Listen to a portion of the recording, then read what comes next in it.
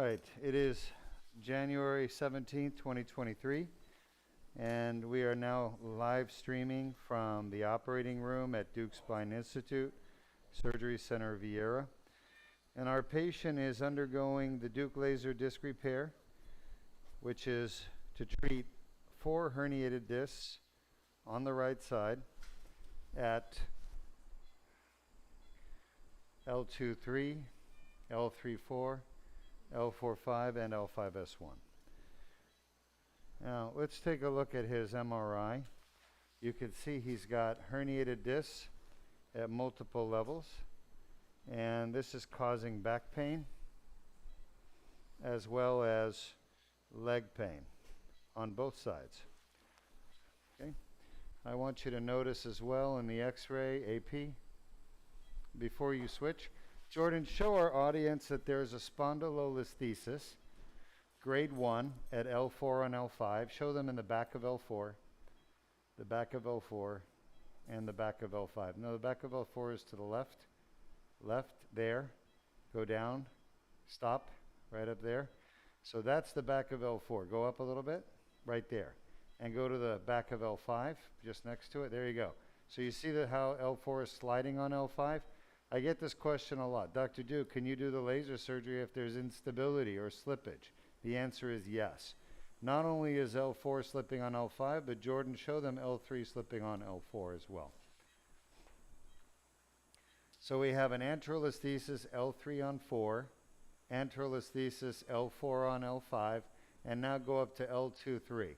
You've got a retrolisthesis of L2 onto L3. So we have slipping going all over the place.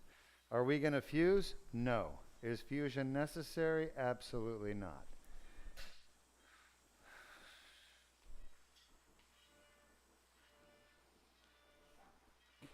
So why are doctors telling patients because they have a slippage they need a fusion?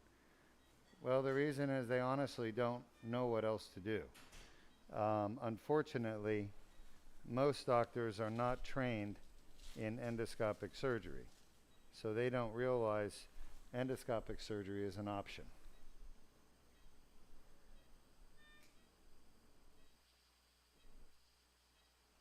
Shot. We're trying to make our way down to the bottom disc. This is the L5-S1. Shot. AP.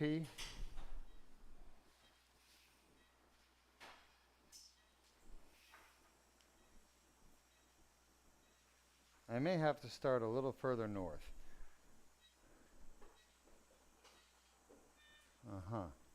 We're very close. It's not bad.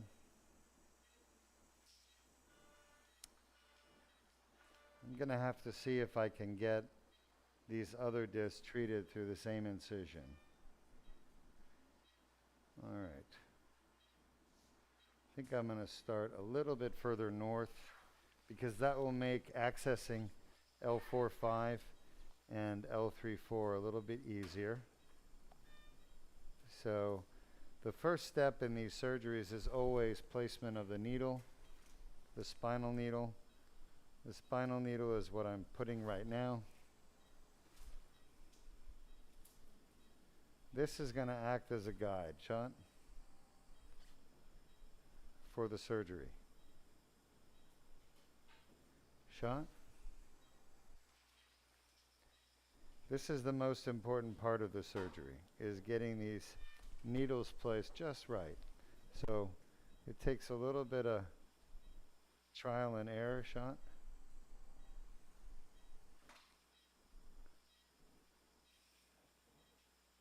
Shot.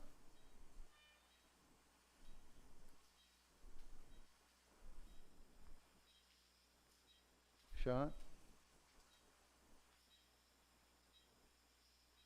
Shot.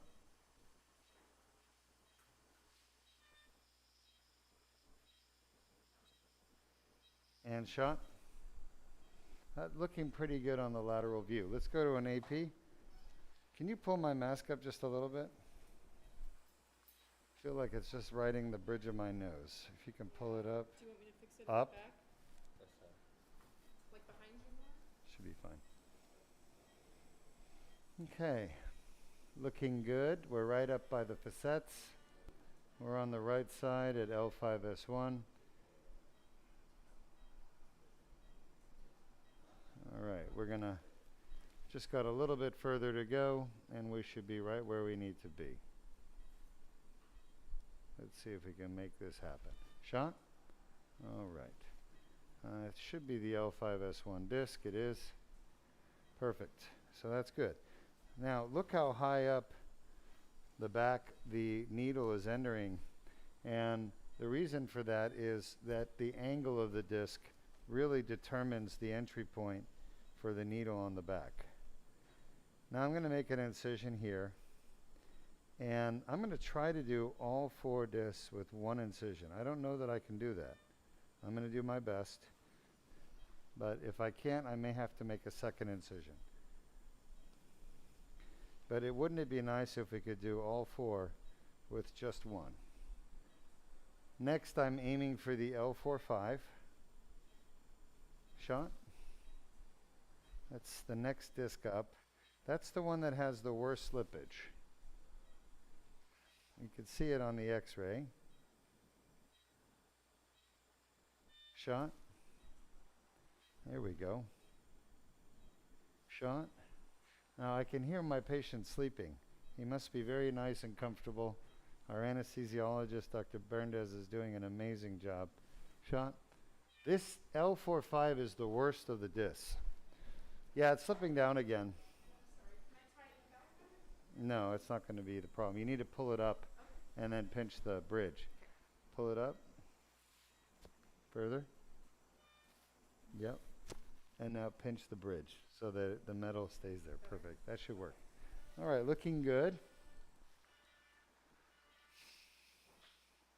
So you can see the arthritis around the needle tip. Oh, that's beautiful. So here we go.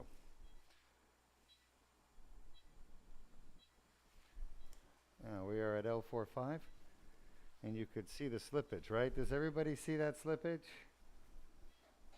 Now we're going to try L3-4. So far we're 2 out of 4, or 2 out of 2, I should say, because we've only tried 2. But let's see. I think I might even be able to get all 4. Shot? Just because that L2-3 disc, if you look carefully at it, it's a retrolisthesis disc, so it kind of makes it a little bit easier to get to it from the bottom. Shot? That's nice. Shot? Shot? Shot? Very good. Almost there. Shot? Shot? He's doing great. Shot? I could feel the herniation right there. All right, let's go to a AP view. I use front, back, side views, so 2 different views, primarily AP and lateral, to guide the needles. All right, let's see. So that's not bad. Let me just see where we are on the lateral again. I may want to be a little more medial. And of course, what's throwing us off, no, that's really good actually. What's throwing us off a little bit is the slippage, right? Because the slippage, you could see the slippage at 3-4 as well. Oh no, it was perfect before. Show them the slippage at 3-4. Go back and take another picture. All right, that's good. Yeah, so there's the 3, and show them the back of 4. There you go. So 3 and 4 are out of alignment. 4 and 5 are out of alignment. But what I've been saying all these years, and I truly believe it because I've seen it work, is that this surgery will fix the pain these patients have from these areas of the spine, not because they're fixing the alignment, but because we're fixing their pain source, which is the disc. Okay? A lot of people don't realize the disc is the source of the pain. So there we go. 3 down, 1 to go. Can we do this last one? That's the big question of the day. I'm going to do my best. All 4 discs through one incision. Is it possible? It is. God willing, it will happen. Sean? What do you think, Luis? I think it's very likely. Since that alignment of those discs just comes together in one point. You just have to get the right spot. Here we go. Sean? I need a little bit of help. Sean? When I say shot, by the way, I'm asking for an X-ray picture. Shot? And that's what I'm getting is an X-ray picture. Shot? All right, looking good. Shot? Let's go ahead and do an AP.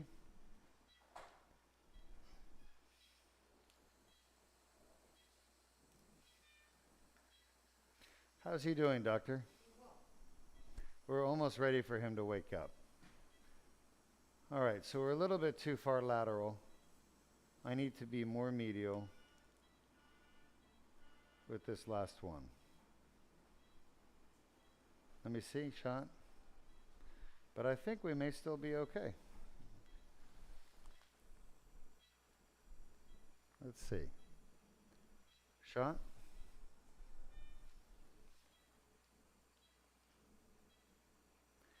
Shot, there's the facet. And we need to get around that facet. And that is an arthritic facet, by the way. Shot. Shot. A little bit higher than I want to be, but not bad. Shot. That's better. Shot. Too low. Shot. Too high. Shot. That is more like where we need to be. How's he doing? Shot. All right, we need him a little bit awake. Shot. Let's see where that is. Give me an AP. You're doing great. Just lay still. We just need you awake. All right. So, hey, that's great right there. I need you to go back to a lateral. And you remember on that lateral, the back of the L2 was a little bit offset. We need to change the orbit just a little bit on the X-ray. Lay still. You're doing great. So, folks, we're using the X-ray machine to help navigate. And that's why you're able to see the spine, by using this very special machine called a fluoroscope. So how did the needle change position? It moved. Sean? Is he awake? My friend, can you open your eyes for me? Can you open your eyes? Don't move your back. Just lay still. I'm going to ask you a few questions. Okay? Sean? Dr. Duke's going to ask you some questions. All right? All right, he's awake. Lay still. You're doing great. How are you feeling, Sean? You having any pain down your legs? No pain down his legs. Are you comfortable? Are you comfortable? You having any pain anywhere? No, he's fine. He's strong, tough guy. We did it, I think. We did it. God willing, we did it. All right. So, look at that, folks. This is a thing of beauty. This is quite literally a 1/4 inch incision. There's no surgeon in the world that can do this except endoscopically. But literally, he has 4 discs that need to be repaired. One here, one here, one here, and one here. How do I know that? Because when I ask the patient, where is your back pain? Where do you get your pain? I ask them to point to it on exam, and this is the area he has pain. So what's here? Well, deep inside that could be causing the pain is the L2-S1 disc, the L4-5 disc, the L3-4 disc, and the L2-3 disc. Okay? And I said, do you have pain here? He said, absolutely. Here? Yes, yes. Here? Yes. How about up here? Yes. So by touching his back and examining him, knowing where these discs are, I was able to identify which ones are causing his pain. Now, he's got tears on these discs on both sides, left and right, at L4-5, L3-4, and I think L2-3, correct? The only L5-S1 has a tear on the right side. Folks, it's the tears in the back of the disc that allows the herniation to come out. And it's the same place where we get back pain from, okay? So, how's he doing? How are you, my friend? You okay? You all right? Good. All right, we're going to ask you a question now, all right? All right, are you awake? Yeah, he's awake. It's Dr. Duke here. Are you awake? Yes. Are you comfortable? Yes. All right. Any pain? So there's only one test in the world that will tell you if a disc is the source of back pain the patient has. We call it a discogram. How bad is that on a scale of 1 to 10? 10? 10. Is that where you typically get back pain? Yes. We call that concordant. You've done very well, sir. That's one disc. We found one of your painful discs. Is it better now? Yes. All right. You comfortable? Yes. Okay. Shake that side. All right, good. How bad is that on a scale of 1 to 10? 10. All right, is that where you typically get your back pain? Yes. We just tested L2-3, it's a 10 over 10. So we have a 10 out of 10 back pain at 5-1, 10 out of 10 at L2-3. We're almost done, okay? Yes. You're doing great.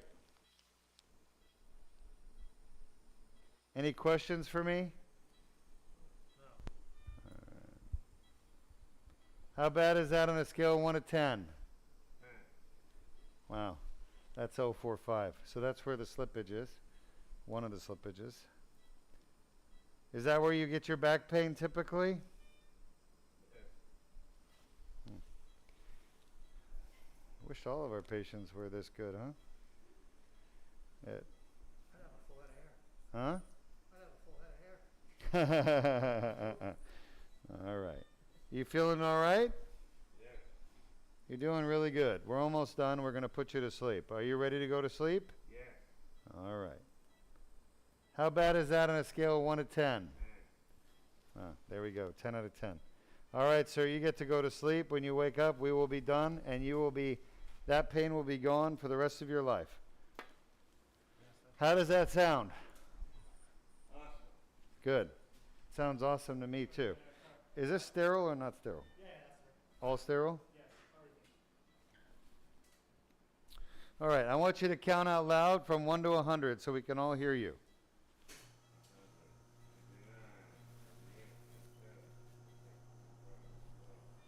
He's counting backwards. Keep going. All right, so some people wonder, why do I have the patients count out loud? The reason is that we're putting them to sleep right now. We don't know if they're asleep until they stop counting, right? But that's the first thing that's going to happen when you fall asleep. You're going to stop counting. Very good. So we're ready to get started. I want you to know something. If I were to fix this back with the alternative treatment, okay, which would be a fusion, which I've done 1,000 fusions on people's backs in my career. This is how big the cut would be. Do you see that? Yes, we do. Yeah, that big, no joke. To be able to clean each disc, it would be a 5-hour surgery. I want you to compare that incision, this whole rod, to this. There's no comparison, folks. 7 millimeter, 8 millimeter versus 12 inches. The 12-inch incision is extremely painful. Patients take years to recover from fusion surgeries. And this patient found us online and realized after watching our videos that we could cure his pain, just like we do thousands of patients' pain. He came here to Florida to get his back fixed with his family, and he had faith. And faith is so powerful. You know, faith drives people to do great things based on faith. and hope. Faith and hope. And he had both. Hope that he could fix his pain, and faith that we could do it for him, that there was a way. And this is the way. Shot? So I am at the back of the disc at L2-S1. And earlier when we did the discogram, you could actually see the disc, it has a huge tear in the back. So from trauma, you know, maybe he played football at some point, maybe he had an accident, car accident, but somehow he injured his discs. Not just one, but many. And, you know, a lot of people come here with one bad disc. Some people come with 2 bad discs. But he has 4. And it's not unheard of to have 4 painful discs that are causing your back pain. And look how easily that went in. I barely tapped that. Why? Because the tear is so big, you could drive a semi-truck through it. I'm being figurative, of course, exaggerating. But that's the expression we use. You could drive a semi-truck through it.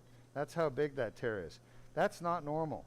You're not supposed to have a tear in the back of your disc. You're supposed to have a complete wall, like the walls of Jerusalem, you know, to keep out the invaders.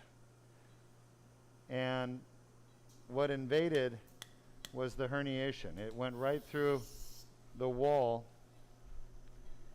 and got stuck in the wall and is causing all this pain and horrible back pain and leg discomfort for him.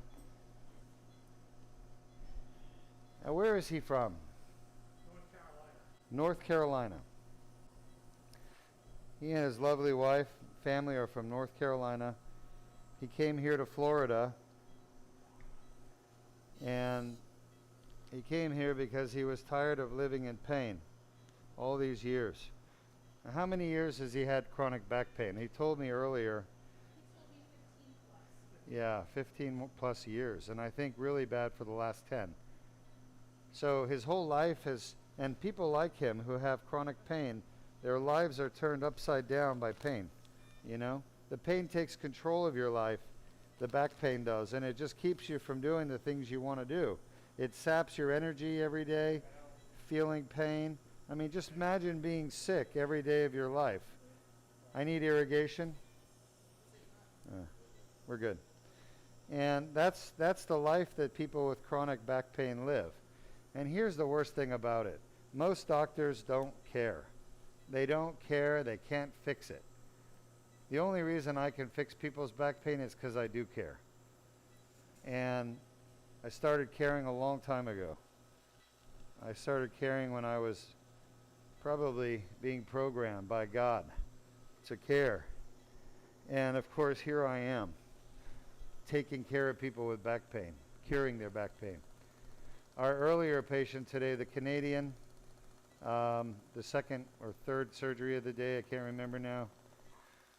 Anyway, he was so happy. He was a doctor from Canada. His wife is a doctor. They were both here for the laser surgery, and he was here for the laser surgery. She's here to support him. Anyway, he was telling me in the recovery room just 45 minutes after his surgery that his back pain was gone and that his leg pain was gone. He could actually feel his legs. And they were talking about how they were watching the shuttle launch just 2 days ago. Not the shuttle, the SpaceX. And they were watching it from their hotel room on the beach here in the Space Coast. And how blessed they were that they could be here to get his back fixed from Canada. Because nobody in Canada would fix his back. All they wanted to do was fusions. Unfortunately, the fusion craze is still out there. It's still strong and bad. Again, I was a fusion surgeon for many years. One of the biggest fusion surgeons in the United States. I did a lot of fusing. And it works. You know, fusion definitely works when it's done right. I could fix all these people with fusion. But why have fusion when it's not necessary? Why go through something so invasive with screws, cages, bone graft, fusing your joints so they don't move anymore, that recovery and the risk, complications? Why expose yourself to that, you know, if you don't need to? It's not safe. It's not healthy. this is a far better surgery. All right, any questions from our audience so far? No current questions, but we do have a comment from SPX730 on YouTube. And they said, hey guys, this one looks like a fairly complex situation. Yeah, thanks SPX, you're right. It's complex because it's so many discs, but I'll be honest with you. Just the way the spine was shaped, it made doing all 4 access points really, I won't say easy, but easier than normal. But you're right, the spondylolisthesis, the slippage of the bones, all that makes it more difficult. And, you know, despite that difficulty, we were able to get in. And once you get the needles in, I don't want to say you're home free, but you're pretty darn close to being home free. Sure, there's things that can happen that require thinking and adjusting, but once you get those needles in place, if you set them properly, you're not going to have any issues. And that's what I learned over the years is if you set those needles in the beginning properly, surgery goes really well. From an anesthesia standpoint, how is he, doctor? Doing very well. He's doing very well. That's what Dr. Berndes, our anesthesiologist, says. Yeah, vital signs are great, blood pressure is good, patient's sleeping comfortably. Yep, he's doing fantastic. This surgery is going well for him so far. You wish you were him. No, you don't. You don't want to be having back surgery. You want to be sleeping. I want to be sleeping. He's sleeping like a baby. Yeah, sleeping like a baby. So, all right, let's go ahead and show our audience why do herniated discs, why do they even cause pain in the first place? How is it possible they could be so painful? What is it about a herniated disc that makes it so painful to people?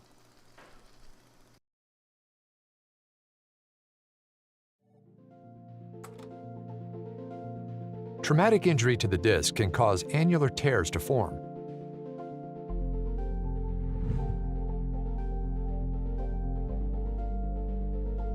Pressure on the disc causes herniation of the nucleus pulpus through the annular tear. Inflammatory tissues develop within the annular tear, causing back pain.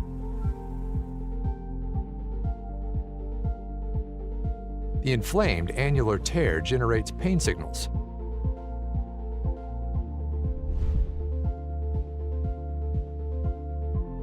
Additional injuries can cause symptoms to worsen.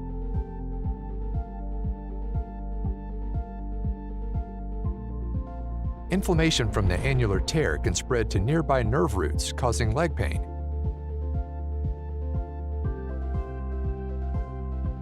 Signals travel up nerves to the brain, causing localized back pain.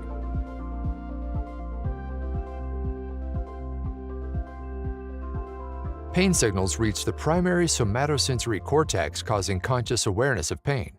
If you have a herniated or bulging disc and back pain, submit your MRI for a free review at www.mri.dukespine.com.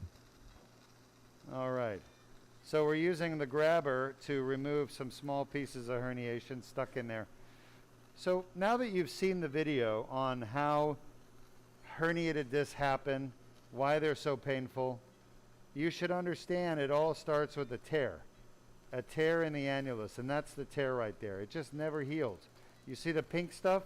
That's where the pain comes from. It's called granulation tissue. It's essentially inflammatory tissue, inflammation. We put it as pink on the video because it really is pink in real life.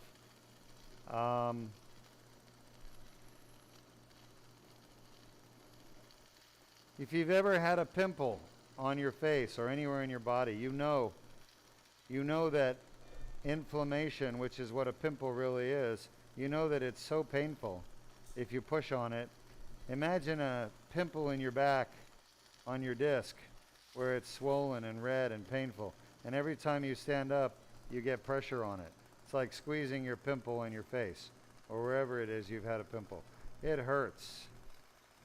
And that's what's happening, a giant pimple in your disc. Except, of course, a pimple is caused by bacteria. It's an infection of the hair follicle. But here, we don't have an infection. We have the same inflammation, but it's not caused by bacteria, it's caused by nucleus pulposus, which is the herniation. That herniation, your body treats it like as though it was bacteria. All right, there's the end of the disc. You can see the fat there.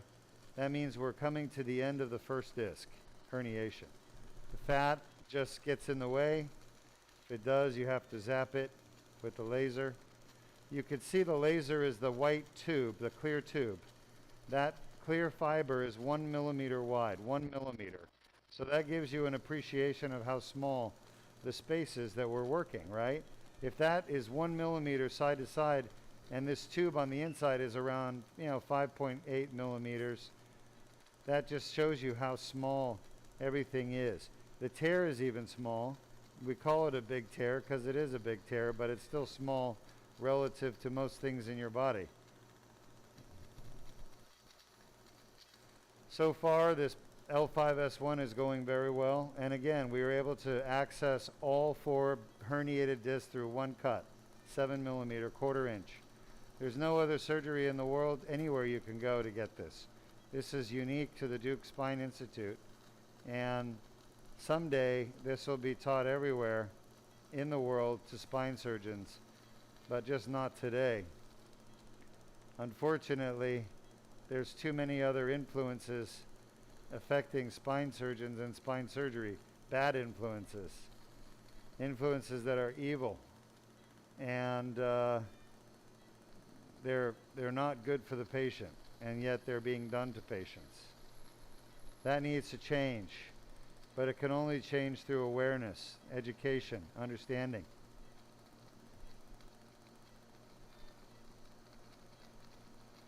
We have a question. Sure. This comes from Dwayne Miller on Facebook, Hi, Dwayne. Welcome to our live stream.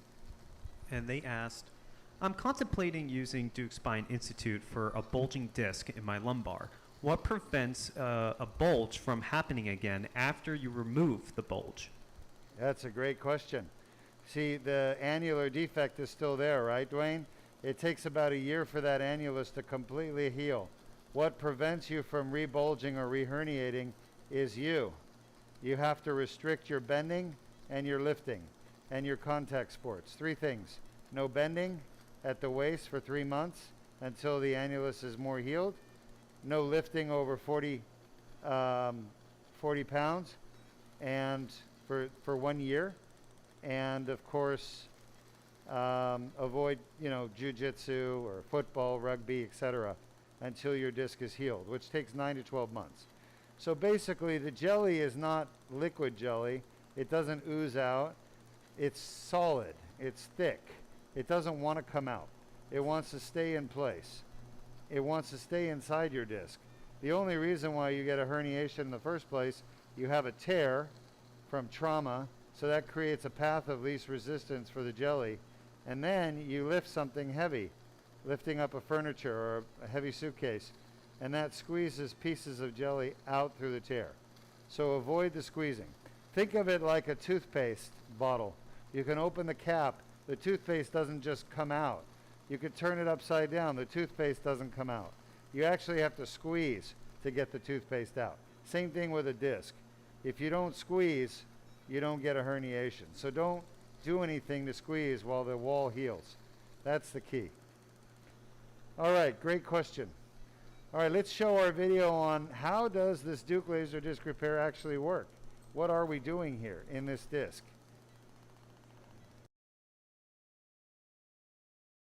Disc herniations are a common cause of chronic back pain.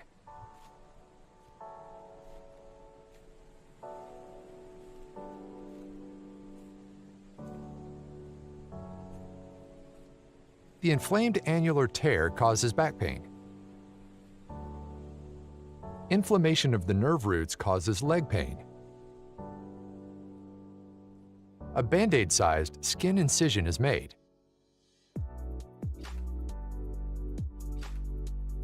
A small tube is inserted without damaging the bone or soft tissues.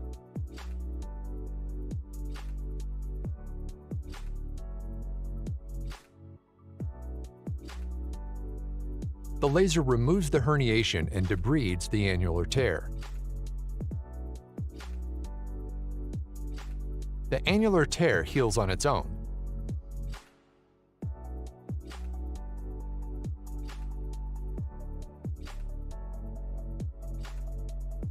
If you have a herniated or bulging disc and back pain, submit your MRI for a free review at www.mri.dukespine.com. All right, welcome back. So you've seen now through our animation exactly how does the Duke laser disc repair work. There was the herniation. It's now gone. Let me have the laser for one more quick zap. The main thing we're doing is debriding the annular tear. We're basically using the laser to remove any kind of herniated nucleus that's stuck inside the tear, which it happens in everybody with a herniation. There's always a sticking of the nuclear material because what happens is, there's the baby I want right there. Oh yeah, last herniation, good job, all done. I knew I was waiting around for that thing. Now it came out. I knew I could get it. So as soon as you get a tear and you get the herniation, that herniation is going to cause irritation and inflammation within the tear. The inflammation then causes scar tissue. And of course, everything starts getting sticky. There we go. There's another one. Come on out. Grab her. So those are pieces of herniation stuck in the annular tear. And we are at L2-S1. Okay? See that? That's a herniation stuck within the annular tear. That's what causes all the inflammation. You notice how that one's not too scarred in, right? It's not scarred in because it's a new one. It's a newer herniation. Newer herniations, well, that's what they look like, folks. That's it. The rest of it looks good. I don't see anything else. Looks good. We're done. Lights on, please. Thank you. That's one down, 3 to go. Scope off. All right, we're going to put a little antiseptic next. This is we call betadine, sterile betadine. And betadine is wonderful stuff developed by NASA to fight off any kind of possible infection. He doesn't have an infection. We don't want him getting one.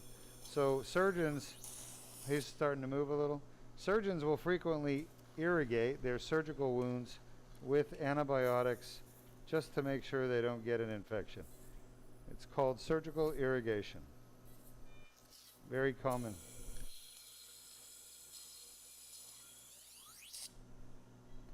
Now we're irrigating the betadine down with saline. Any questions for us? No current questions. Great. So one disc down, L2-S1. Next, we're going to remove this tube, and we're going to go ahead and treat the next disc. Luis, which disc are we doing next? L4-5, Luis says. Go ahead, Luis. Luis is the ringmaster. I'm just part of the show.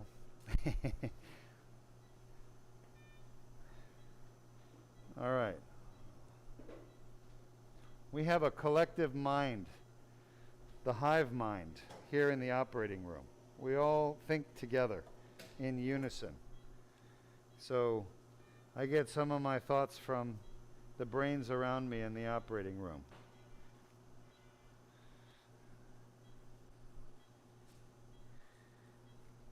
Nobody gets to fall asleep. Everyone has to pay attention. We're all covering each other and making sure we're each doing what we're supposed to do. Okay, L4-5 is next. You could see the guide wire inside the L4-5 disc. Show us that. Jordan, on the lateral view. Henry, go ahead. There it is, guide wire right there. So I'm going to pull out the spinal needle that was used to guide the guide wire. Now you can see the guide wire is there by itself inside the L4-5 disc. And I'm going to slide the dilator down over this guide wire. Hold on, let's see. Shot. Yep. And remember, the dilator is not doing any damage. It looks scary, it looks intimidating, but actually It's just spreading the tissues apart. It doesn't cut anything. Hold here. Yep. All right, here we go. We're going to advance this dilator down through the tear at L4-5. Remember, this is the one with the worst slippage. You guys see the slippage, right? Shot. Now we're passing into the tear in the back of the disc at L4-5. This is where his back pain's coming from. Yes, I recognize there's a slippage, but that is not the source of his pain. I assure you it's not, because I've treated so many patients now with slippages that we've cured their back pain at the slippage, even though we didn't stabilize or fuse the slippage. Okay? So the whole idea that you're being told by your spine surgeon that spondylolisthesis or slippage has to be fused is a lie. It's not true. As a matter of fact, I'm not the first person to say that either.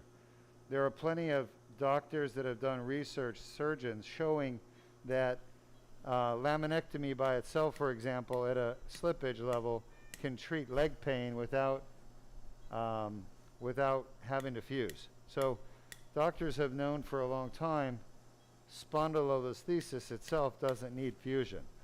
But I would say that if you don't have endoscopic ability like we do, and you want to get rid of someone's back pain and they have a slippage, then you better fuse it. So if you don't know how to do the Duke laser disc repair, or you're incapable because you don't have the equipment, supplies, staffing, whatever, facility, then fusion at the slipped area is the right thing to do, in my opinion. That's what I used to do, and I was able to cure people's back pain by fusing. What I was really doing, though, was I was cleaning out the disc, putting a cage in there, and then doing the fusion to stabilize it. Any questions? No current questions. All right, we're now at L4-5. Look at all that inflamed tissue. I want the laser straight up. We're going to start debriding with the laser. Take your time. I would like to show our video one more time in a few minutes on how does a herniated disc cause back pain. So going back and showing our first video. Because it's important people understand that the back pain doesn't come from a slippage. It comes from a tear in the back of the disc. And that's what we're cleaning with the laser. We're repairing that tear. How's he doing? Doing great. Just checking his position. Yeah, he's doing fantastic from my standpoint. Feeling the nerve. Yeah, thank you. Doing a survey. Reviewing everything. Pressure points. All right, if there's no questions, let's go ahead and run our video one more time on how does a herniated disc cause back pain? Go ahead and do that, and then I'm going to talk about discectomy afterwards.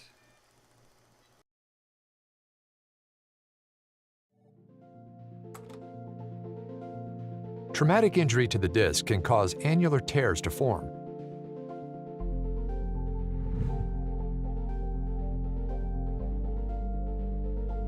Pressure on the disc causes herniation of the nucleus pulpus through the annular tear. Inflammatory tissues develop within the annular tear, causing back pain.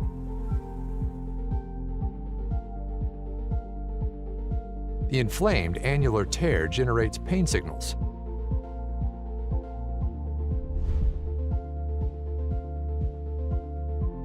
Additional injuries can cause symptoms to worsen.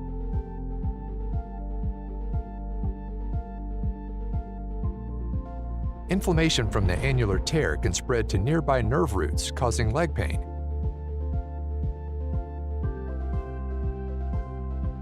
Signals travel up nerves to the brain, causing localized back pain.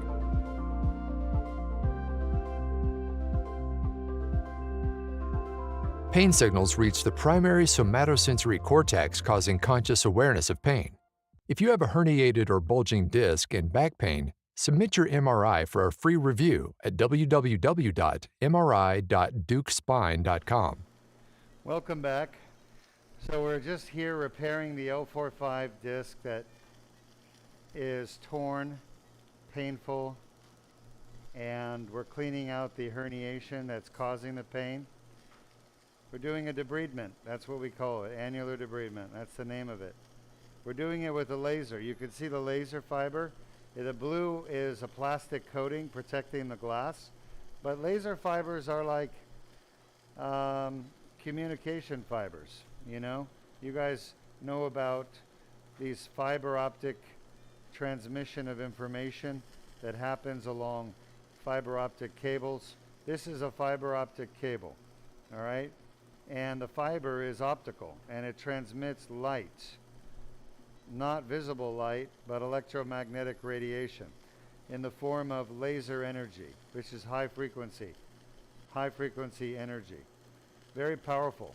As soon as the laser energy leaves that little tip, it enters the tissues, your body's damaged disc. Look at that herniation right there. And the tissue absorbs the energy, and it literally absorbs it and then blows it apart. Okay, you guys ever watch The Matrix? Remember when Neo shot himself into the bad guy, the agent, and the agents blew up? That's pretty much what the laser does. It delivers such a powerful delivery of energy to the tissue that the tissue accepts it and then explodes. And it's just the area that's accepting it that blows up. We call it vaporization. It's a fragmentation of covalent bonds between proteins that's happening. It's pretty impressive. Anyway, we're not the first to use a laser in medicine. Many other doctors have. As a matter of fact, all of this is FDA approved to be used in the spine. This fiber, this laser is used for lots of things. You know, kidney surgery, prostate surgery, OB-GYN surgery. Gosh, so many types of surgery, including spine surgery. So people ask us, oh my gosh, is that laser FDA approved? Is it safe? Absolutely. 100%. We don't do things that aren't safe. There's some more inflammatory tissue. Just zapped it. You saw the pink? Yes, thank you. This is a lot of scar tissue here within the tear. And look at all this torn fibers, damaged from the herniation, causing inflammation. Was that a sneeze? All right. Lateral herniation. We're coming up on the end of this disc. Just another few minutes here, probably 3 or 4 minutes, and we'll be done with the L4-5. We have a question. Now before you ask the question, I'll get to it in a moment. The reason I re-showed you guys the video on how does a herniated disc cause back pain, because I want you to remember that for a few minutes, and I'm going to show you another video, okay? Now this video we've created so people could better understand a surgery called a discectomy.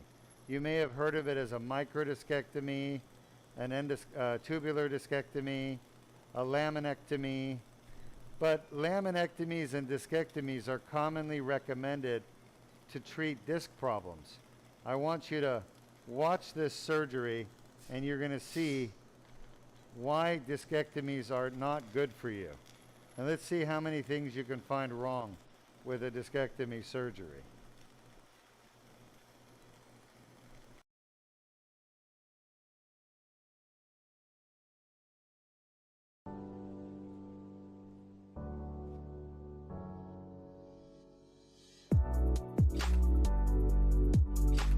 A large incision is made.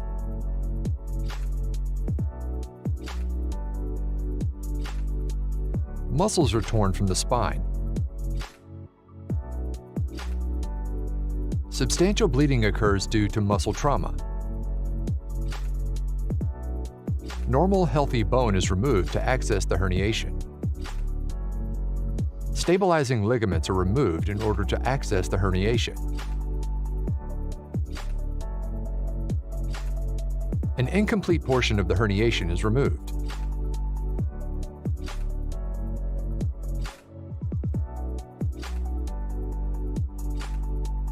dense scar tissue forms.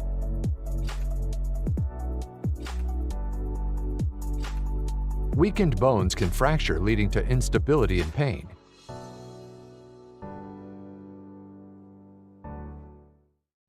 If you have a herniated or bulging disc and back pain, submit your MRI for a free review at www.mri.dukespine.com. Okay.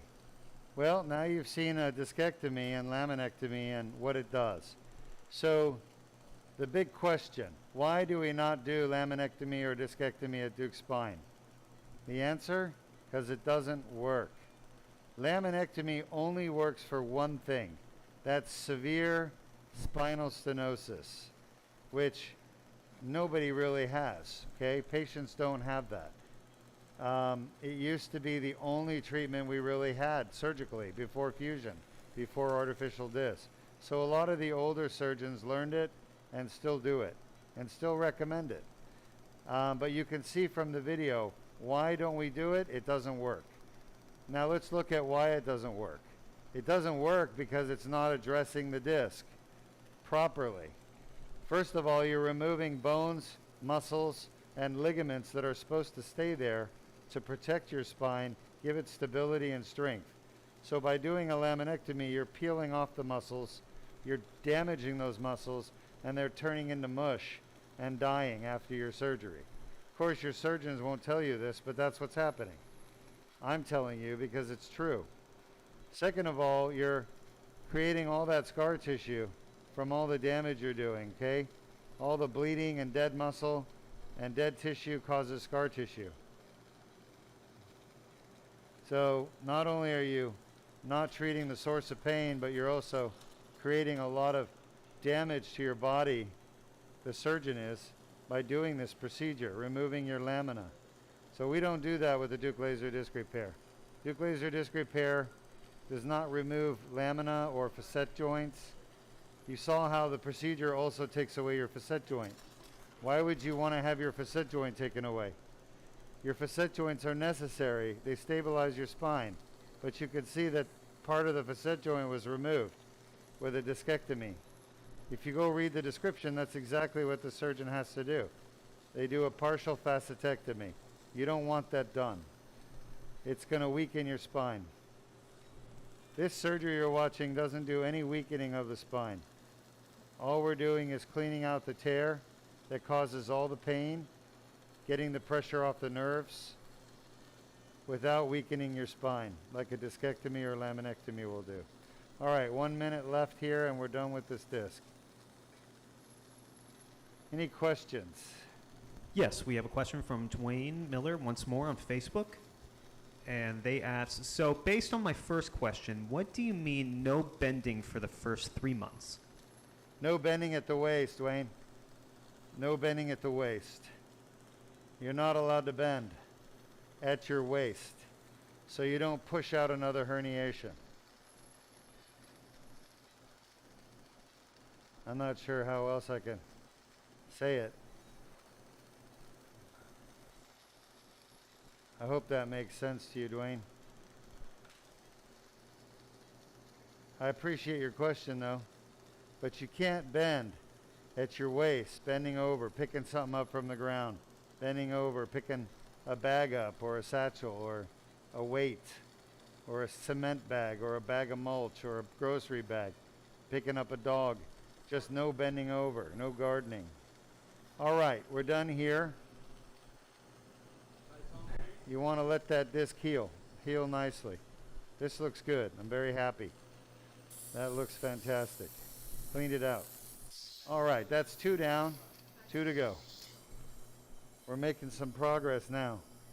Once again, we're going to use the antiseptic. I don't want any infections. Just give me the water. Uh-huh. Yeah, I need to. We use betadine. Betadine is wonderful. Just put it there. You can put it down. Right here.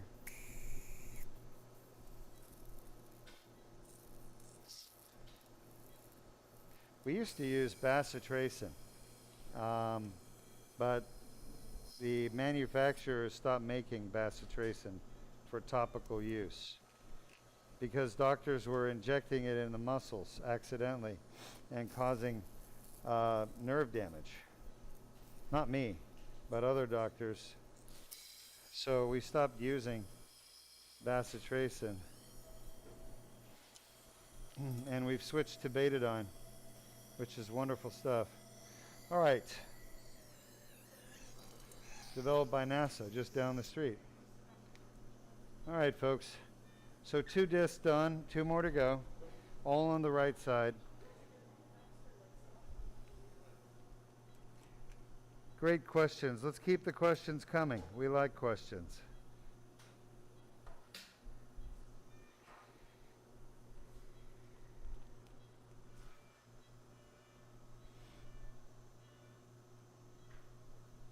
Henry, any more questions? Apologies, no current questions. Great.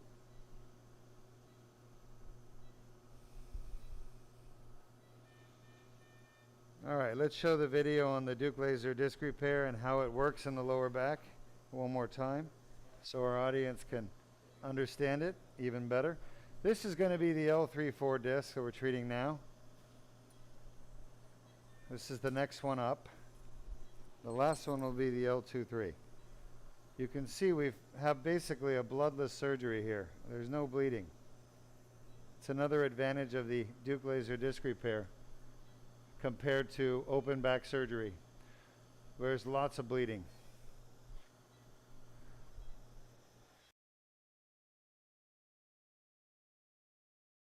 Disc herniations are a common cause of chronic back pain.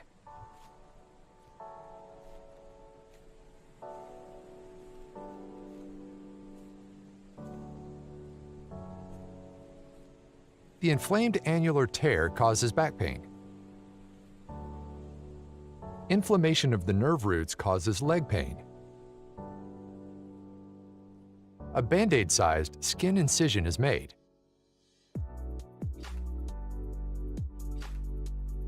A small tube is inserted without damaging the bone or soft tissues.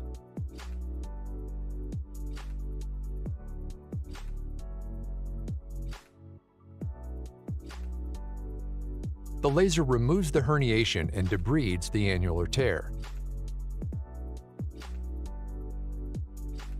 The annular tear heals on its own.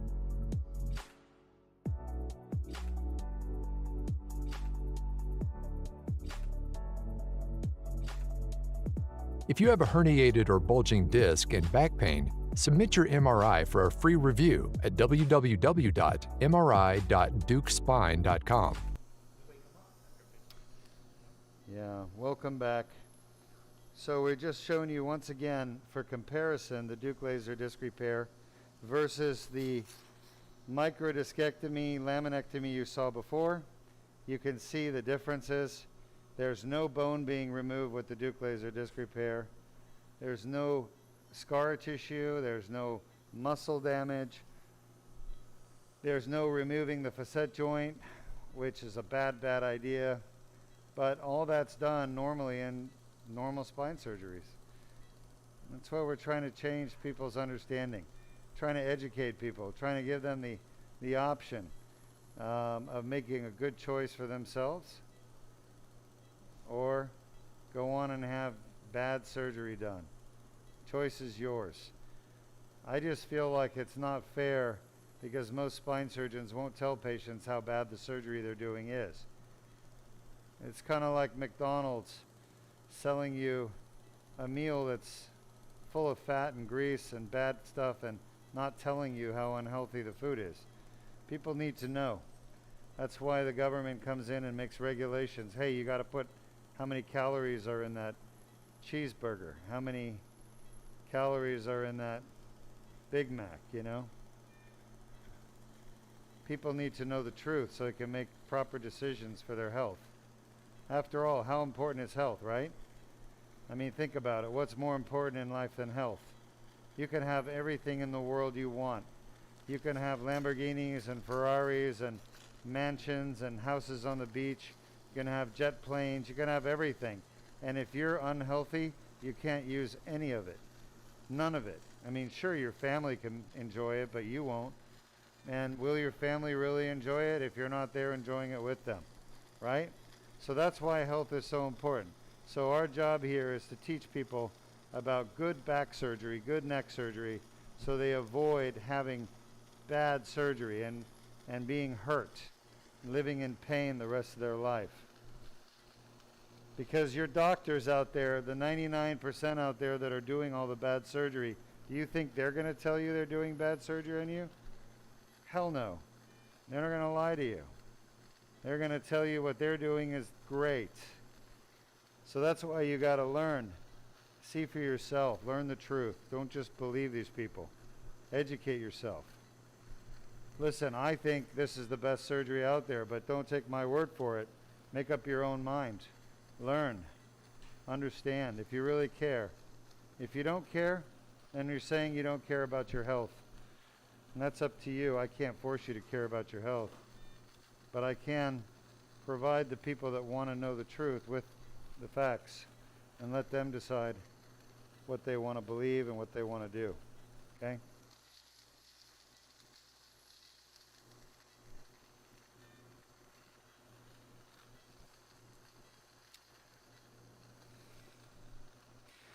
People know that when they jump off the roof of their house with their skateboard and land on the concrete, they know that that's going to hurt, yet they still do it.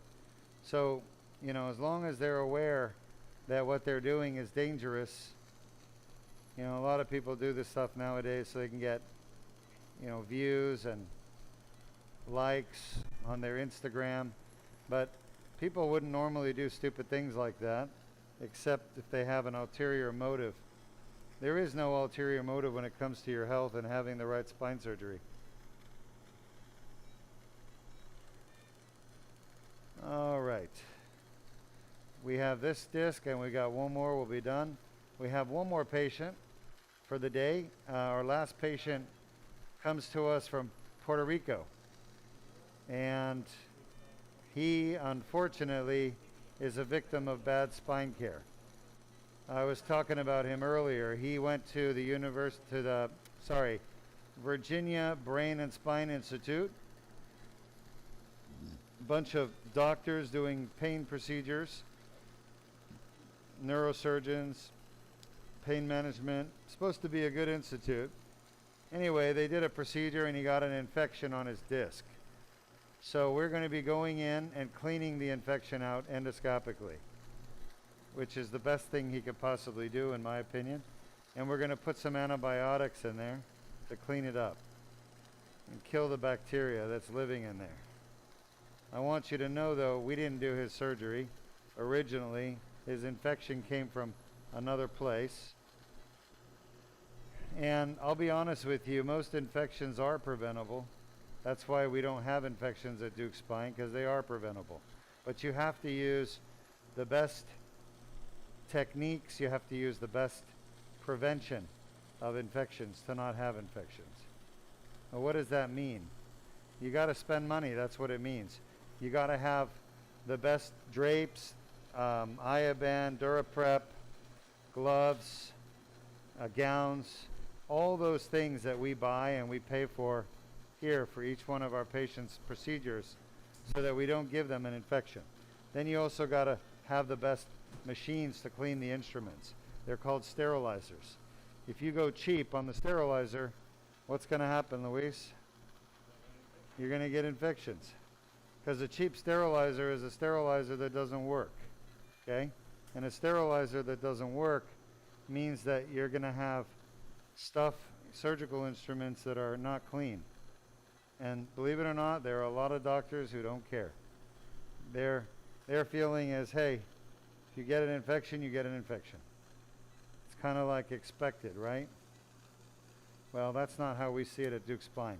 We don't believe people should have infections, so we go out of our way to use the very best of everything to prevent infections, which is why we've had 0 infections in 16 years of doing this surgery. Not a single infection. Yes, it's a testament to how safe the surgery itself is, but it's also a testament to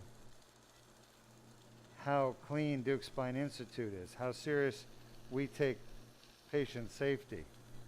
And infection is one of the most important patient safety issues in healthcare. Spreading infections. Okay?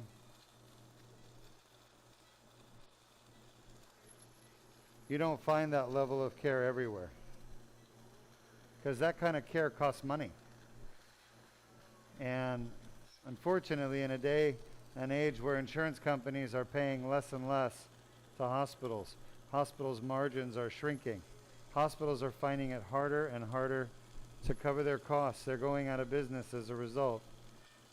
Okay, I've been in the hospital. I was the chief of staff. I was the head doctor in the entire hospital for several years.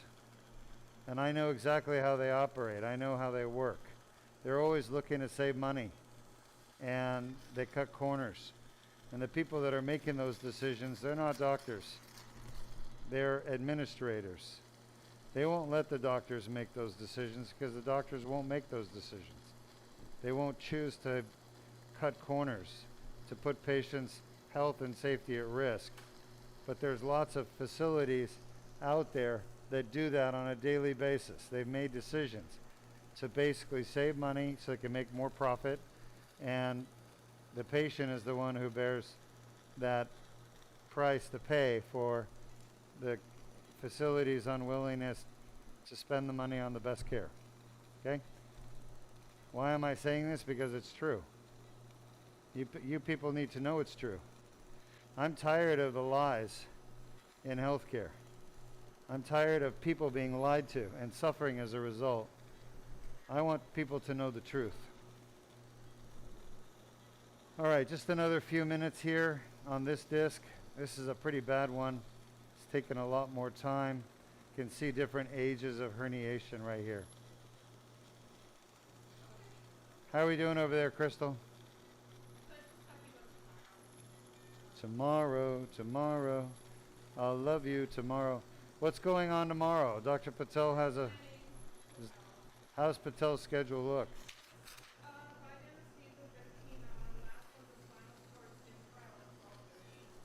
13 total?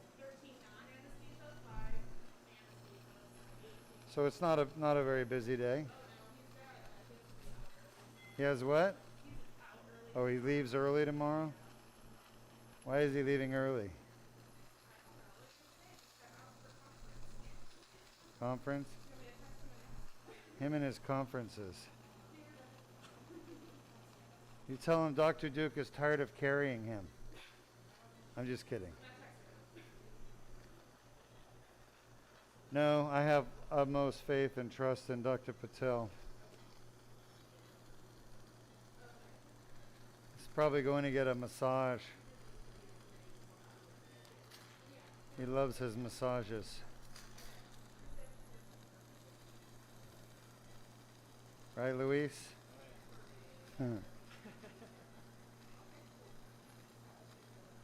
Okay, lots of herniation here.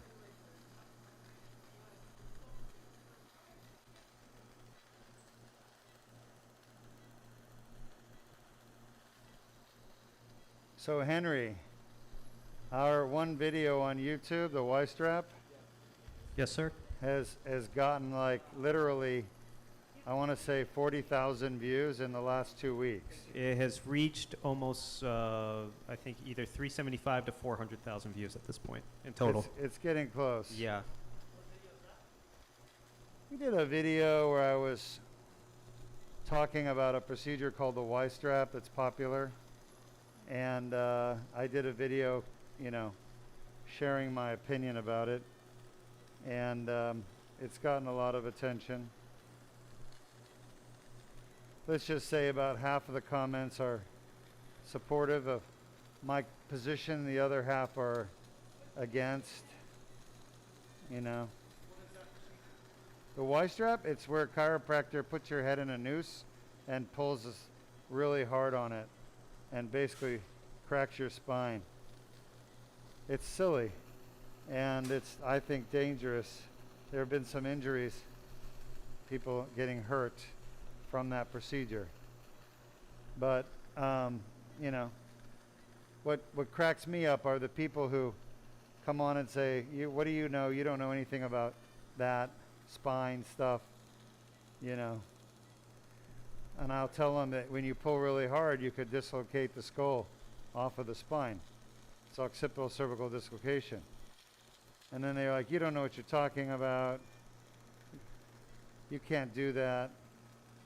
Really? I don't think these people understand. Neurosurgeons are the ones that are called to deal with spine trauma. They think that I don't know what I'm talking about. Literally, people who are uneducated are out there challenging me as an experienced neurosurgeon, trauma surgeon, saying that I don't know what I'm talking about, that forces like that could not possibly pull your skull off your spine. Of course they can. If you have a pre-existing injury, right? Normally you wouldn't be able to pull your skull off your spine with a Y strap. But who has a normal spine that's going to the chiropractor? Nobody, right? I mean, after all, if you're going to the chiropractor, you wouldn't have a normal spine.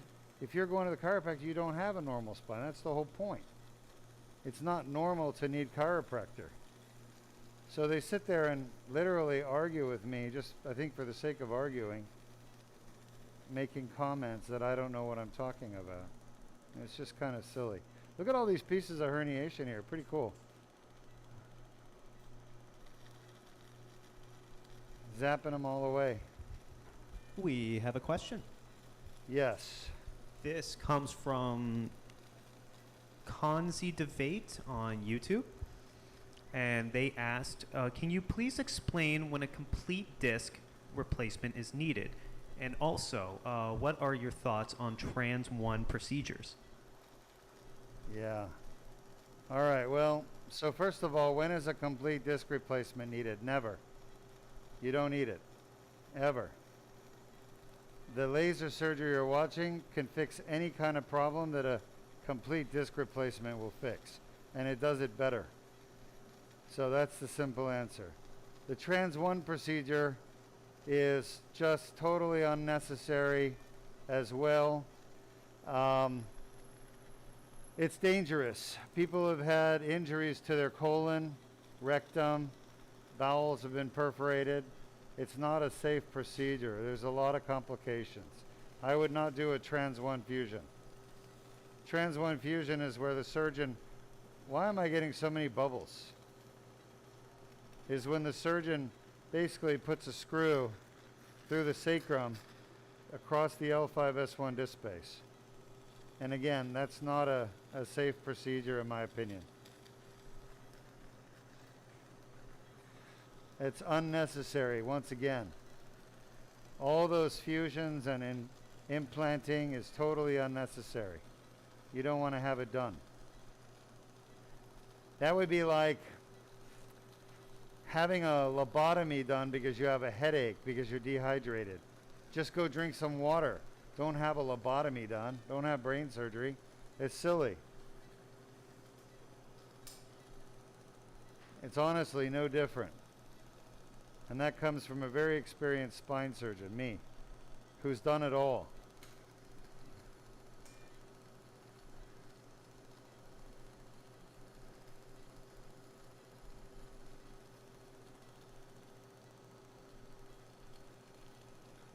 All right, great questions, by the way. Thank you for asking. Just about done, 10 seconds. Once again, this is the L3-4 disc. These are all pieces of herniation. And you know, when I see this, you know what I think, folks? All these herniations that I'm seeing, this patient did his absolute best to grit his teeth and work through the pain. He did everything he could.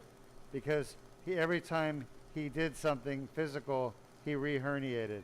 And I'm sure he was in severe pain, agonizing pain. A lot of people will only have a couple of herniations, maybe 5 or 10, maybe 20 at most. But this guy clearly has a lot more. And I think it's a testament to his will to overcome this disease, this condition that was holding him back and hurting him. And he did his best, but his best was not good enough. And as we've talked about, he's a minister. God led him to us. And here we are fixing his back. And I think for the first time in many, many years, he's going to have great relief of his back pain. We're going to find out tomorrow when he comes back and sees us. But I expect a great result here, and I think he's going to have it. Okay? Just about done here. This is the final seconds of L3-4.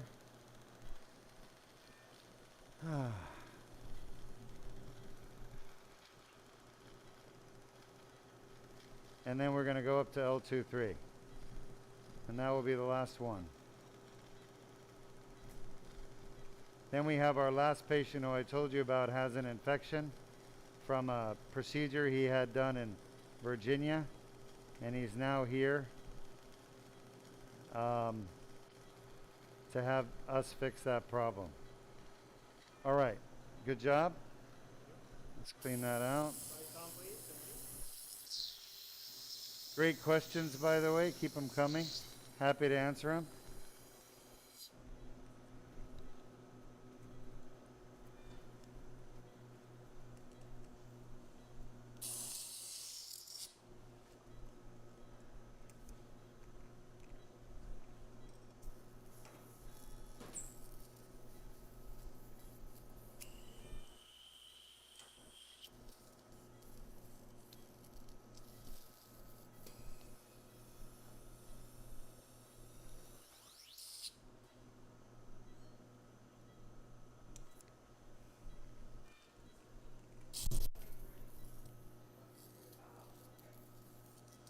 Any more questions right now? No current. I just one just popped up. Okay. This is from Lorraine on Facebook, and they ask, "Hello, why do I see a hint of blue? What is the purpose?" Blue. Well, have you seen the new Avatar movie, Avatar 2? Why so blue? The reason, Lorraine, is we use a blue dye. The blue dye binds to what's called degenerative disc. Have you heard of degenerative disc? A degenerated disc is a disc that's basically, degenerating. Degenerating means collapsing, drying out, being destroyed. And what's destroying it is inflammation.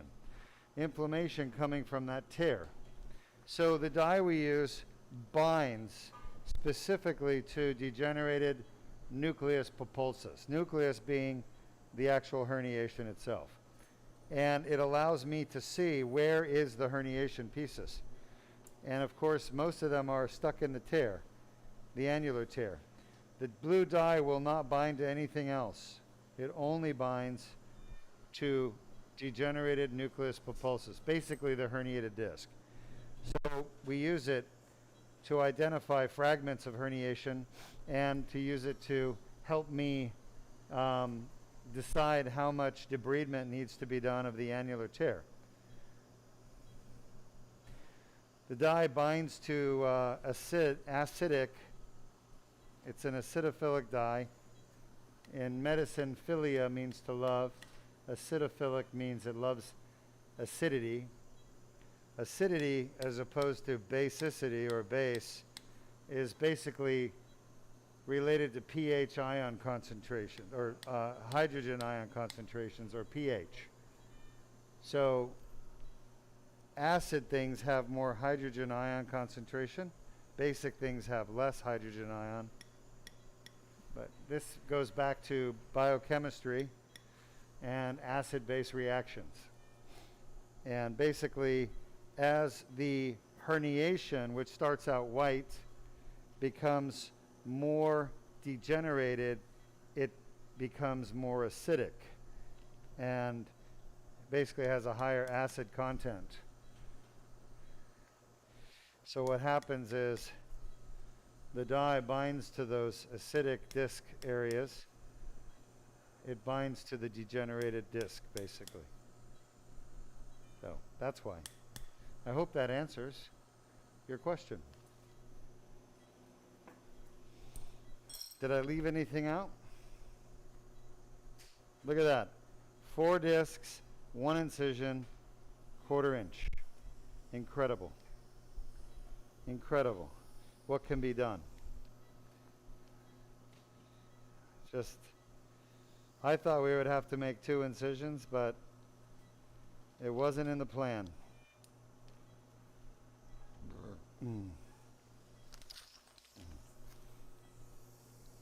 Feel free to ask a few more questions and make some comments if you'd like. Remember, you're watching a live stream from Duke Spine Institute. Let me have the grabber. We're located here in Melbourne, Florida. We've been live streaming our surgeries for 10 years, every single week that we do surgery, which is almost every week. We used to live stream more fusions, lumbar fusion, cervical fusion, anterior cervical discectomy and fusion, posterior cervical laminectomy and fusion, lots and lots of fusions. I've done over 1,000 lumbar fusions and 1,000 anterior cervical fusions in my career, and over 500 posterior cervical laminectomy and fusions. So I've switched now to where we're doing almost exclusively endoscopic surgery because it's far better for the patients. And it works. It works better. It's faster recovery. This patient's going to go home in an hour after their surgery. In his case, he's staying with his brother who lives close by. And they'll come in again tomorrow and we'll check them out and make sure he's doing well.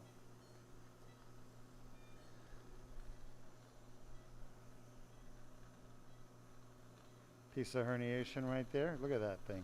That's a big one. Couldn't even grab it all. Oh, come on, wipe it, wipe it. It was in multiple pieces. All right, that looks good. I don't see it anymore. Take. Okay, great. We're going to be done in about 8 minutes. So if you have more questions, feel free to ask.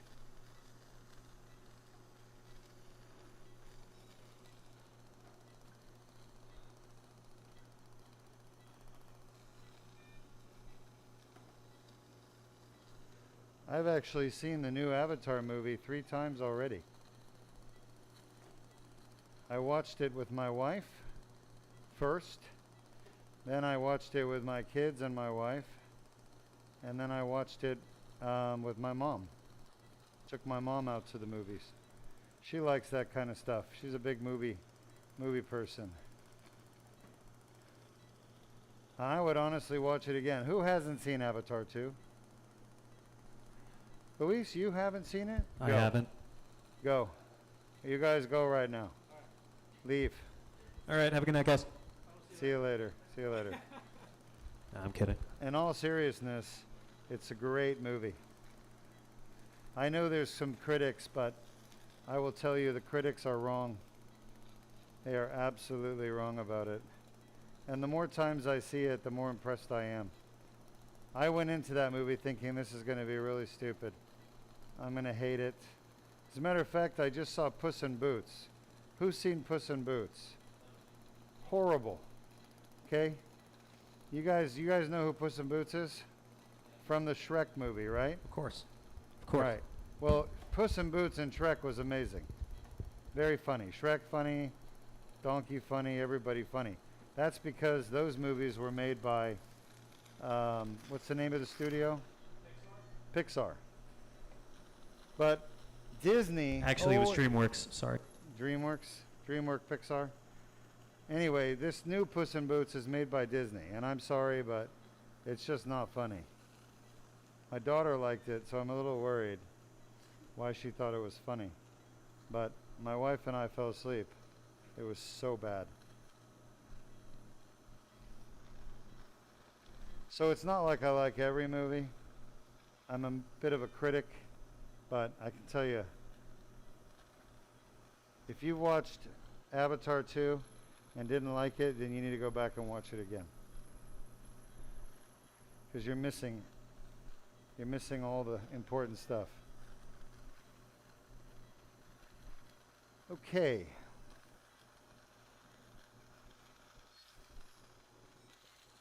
Don't let the fact that it's a $1 billion movie bother you. Don't let the fact that James Cameron is the director. Don't be a hater. Be open-minded. It's not a bad thing to actually have good movies made every once in a while. It's so hard these days to find good movies, you know? Most of the movies made are so low quality and so disappointing. I've actually started watching The Walking Dead again. You gotta watch Woman of the Dead. Woman of the Dead? Yeah. What is that, like, you know, zombies and G-strings?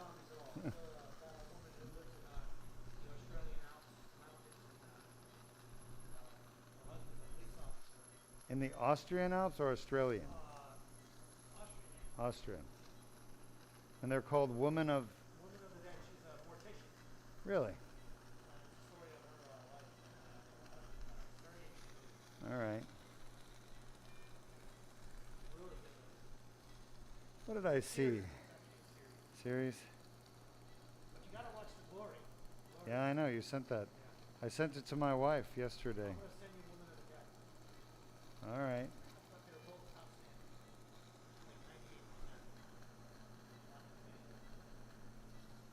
Like 98%. Yeah, but I don't always agree with Rotten Tomatoes. All right, we got about 2 minutes left here. And the day is long. So we're talking about movies because you guys aren't asking questions. If you don't ask questions, we start doing weird stuff. Singing, dancing, talking about movies.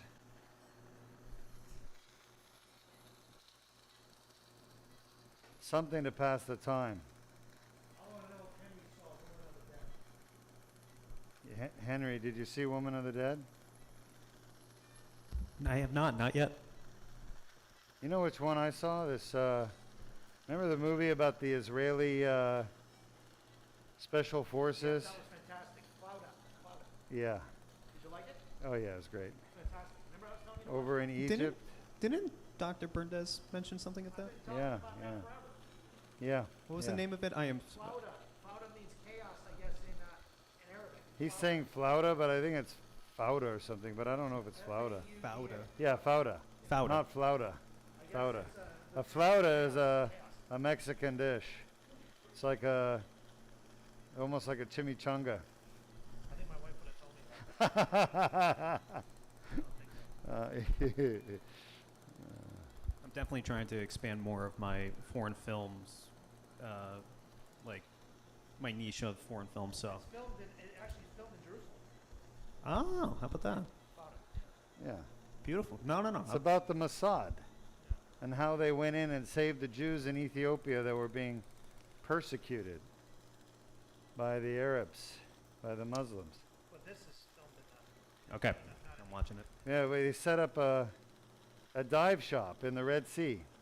And, you know, during the day they were a dive shop, but at night they were special forces going out and taking refugees that were crossing the border and getting them back to Israel.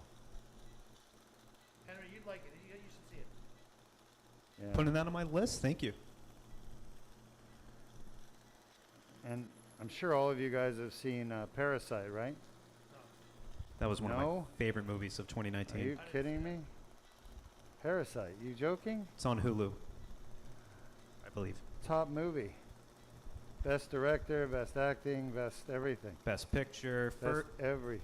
I think it was the first foreign film, and No. I think it was the first foreign film You need to watch it. ever to win Best Picture. It was from. Oh no. Apologize. It's It was the Korean. First Korean. South Korean film to ever win Best Picture at the Oscars. Yeah. Incredible. All right, we got 30 seconds and we're done. So is The Glorious Korean. Is it really? Shoot.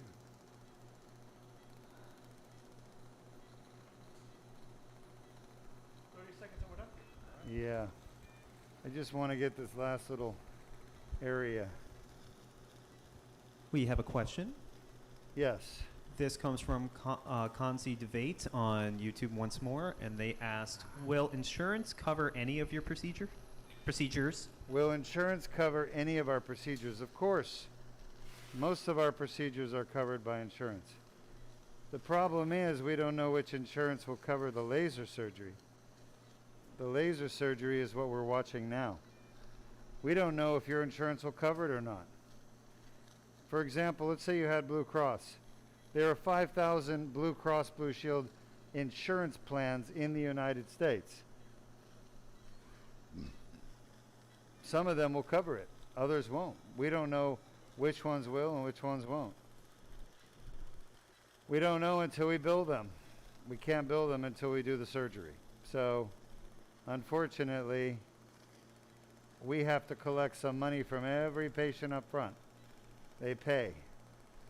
And they do so willingly and happily because they're getting the very best surgery available in the world. That said, we're working towards working with insurances to get them to more consistently pay. But I'm going to be honest with you. If you're an insurance company and there's this amazing surgery that cures back and neck pain and everybody wants it, are you really going to offer it? Because now you're going to spend more money paying for that surgery. Sorry, Berndes. I thought it was 30 seconds. It's just, give me a few more seconds here. So the insurance companies don't want to pay for it, and there's no law that says they have to. They're basically trying not to pay for things that work. Think about it. If it works and they cover it, everybody's going to want it. They're going to be spending more money. They like covering treatments that don't work, that are dangerous. So patients self-select not to get it done. Is that really what you want for your health? You want an insurance company deciding what you should have done? Here's what the insurance company wants for you. They want you to pay your premium every month and never go to the doctor. So, however close they can get to that, they're going to try their darn best. Don't expect an insurance company to be looking after your health or your best interest, because they're not going to. And if you believe they are, then I've got an iceberg in Alaska I want to sell you.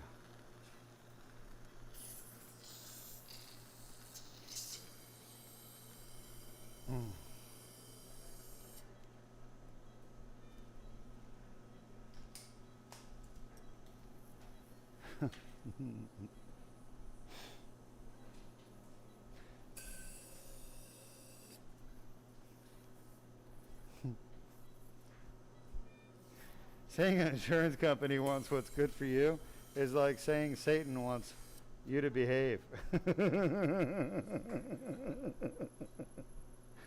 It's funny. It's just funny that people actually believe their insurance companies are trying to help them.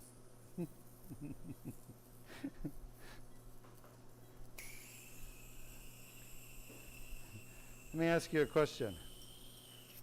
Why are there 1 million denials a day from insurance companies? Do you think they're all for the Duke laser disc repair?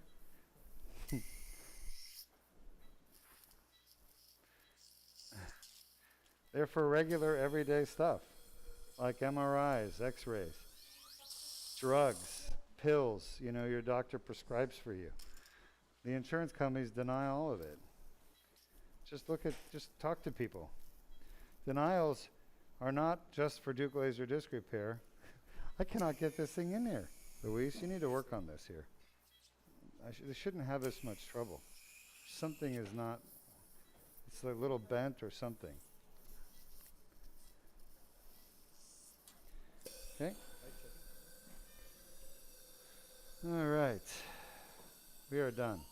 So I'm going to show you the incision here.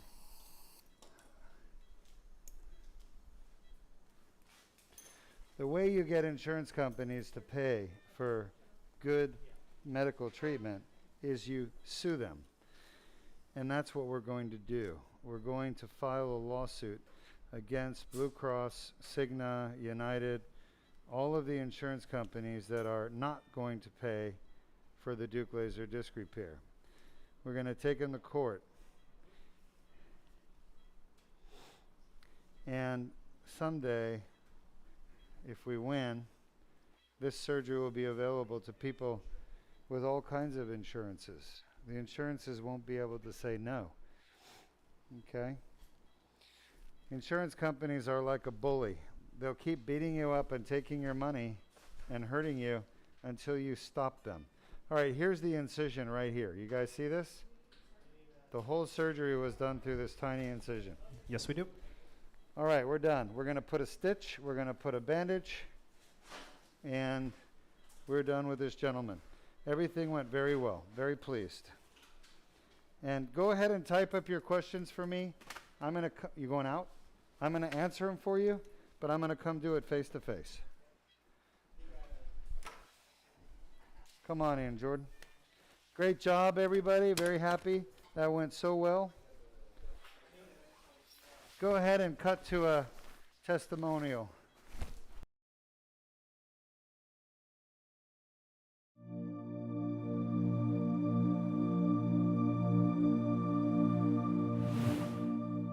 I'm Dr. R. Duke Machen here at the Duke Spine Institute with one of my patients who's traveled from North Carolina because he had some herniated discs in his lower back and he was having problems with the back. What kind of problems brought you to Duke Spine Institute? Dr. Duke, it was severe pain that I had never experienced before, and pain that scared me so much that I thought it was going to change the way I lived. I've got a family and I'm active, and it literally scared me to death. And as I'm talking to you right now, the hair standing up on my neck, the pain that I was suffering and where I thought I was, I didn't think there was going to be an answer. And you were pretty much bedridden. You couldn't get out of bed. I remember you showed up here in a wheelchair because any standing was causing sciatic type pain in your leg. Yeah, there was no doubt. And that's not an over exaggeration where I could maybe get up, like stand for 15, 20 seconds so I could get to the bathroom to go urinate, for instance. But then when I got there, I had to lay on the floor so I could rest up a little bit so I could stand with pain to even be able to try to urinate. And this went on for 2.5 weeks. It was absolutely brutal. And there was no respite. Pain that I had in the past, I could find some position where there was some respite from the pain, and there was nothing. So your wife is a physician. Was she able to fix your back problem for you? I wish. No, I mean, she consoled me. And in the town that we come from, we know a lot of folks. And to be absolutely honest, we just weren't getting a lot of help. And like I said, we know a lot of folks, and it was prolonged, and we were talking about pain management and all that, and that's just not for me. And like I said, I was scared to death. The problem with pain management, unfortunately, is that it doesn't fix the issue when you have a herniated disc and back pain from a herniated disc, because you need surgery on that disc to repair it. That's what the Duke laser disc repair did. And you can actually see here that we went into his disc with the endoscope and we were cleaning out the herniation with the laser. And the laser actually makes a huge difference. People say, oh, lasers, they're not used in spine surgery, but they are. And they're very, very powerful tools and very precise. So we were able to clean out your discs, remove the herniation. And how do you feel today? I feel great. I mean, it's probably, I mean, I know I'm on camera right here, but I literally could not walk into the office yesterday. And I'll just, I mean, you're gonna see my shorts and everything, you'll have to edit, whatever, but I'm able to walk. That's awesome. And I'm just, it wasn't even close. I was actually, and I don't know if you can tell from the camera that what my personality is, but I try to be very polite, and I was apologizing for profusely sweating because I hurt so bad. It's not because of the Florida heat by any means. It's because I hurt so bad. I'd never experienced pain like that. And like I said, there's no Because you're a redneck too. You know, you're not that far from Florida. That's you're right. Just up a state or two, right? That's right. Yeah. A couple of states. So you're feeling better today. It's been less than 24 hours since Yep. we did your surgery. You went home an hour after the surgery, back to your hotel with your Yep. lovely family who I met. Yep. And how do they feel about your progress? They're happy that I'm happy. You know what I mean? Because they were scared too. You know, now they were putting on a strong front, but I am just telling you, I was at my wit's end. And I certainly are a lot more appreciative of people who have pain that I'm aware of, because when there's no rest from it, oh my gosh, you know what I mean? I was really at my wit's end, and you saved me. So I appreciate you very much. You are welcome, sir. Yeah. Is there anything else you want to say to your fans out there? Thank you. Sorry, I could have prettied you up for you a little bit better. So just had surgery yesterday. All right. Cut me some slack. Excellent. And you're heading back home today, correct? Yeah, right, going back on the plane later this evening. The kids are going to swim a little bit down here in Melbourne. I am just going to rest and watch TV, but then we're going to get on a plane a little bit. Awesome. Yeah. All right. Well, congratulations. You had faith. Yes. Took the I have leap faith. and you got the surgery done. Yes, sir. All right. Awesome.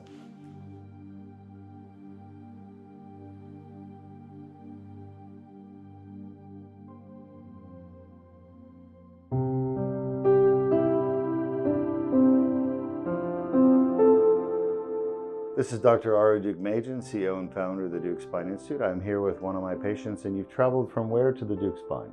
Idaho. Idaho, with your lovely husband, and we've had a few conversations. She came here to have her back fixed. How long have you had back pain for? For over 7 years. Okay. And what kind of work did you do before you retired, if you don't mind me asking? It was desk work. All right. And so you had back pain for 7 years. Did you have an injury to your back, or did it just kind of gradually come on? It just gradually came on. I actually noticed it first in 2015 when I was gardening and I couldn't be up there for 8 hours. I was into it for about 4 hours and I had to take a break. And as time progressed, my breaks got longer and longer, and the amount of work I did in the garden was less and less. Understood. And you're retired now. So what's it like having back pain limit your ability to do stuff when you're retired? For me, it's very frustrating. I can't do that what I want to do. So we kept seeking solutions and nothing was working. They did work for a short while, but that short while decreased over time. It was shorter and shorter. My husband does research very, very well. Through his research, he found you. We read that you can fix my back, and you did fix my back. That's right. And I thank you. You're welcome. So when did you have the Duke laser disc repair done and the Duke plasma rhizotomy? I had those done yesterday in the afternoon. I am sitting straighter than I have. I'm standing straighter. I'm walking normal.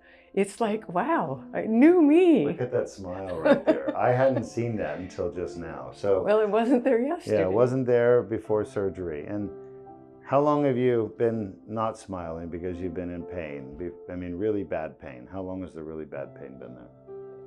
The really bad pain has probably been over the last 5 years. It's something that was really tough to maintain a positive attitude and try to keep a smile on my face and keep Jeff's hopes up. I tend to be a positive person, but there were times when it does drag you down. Of course, yeah.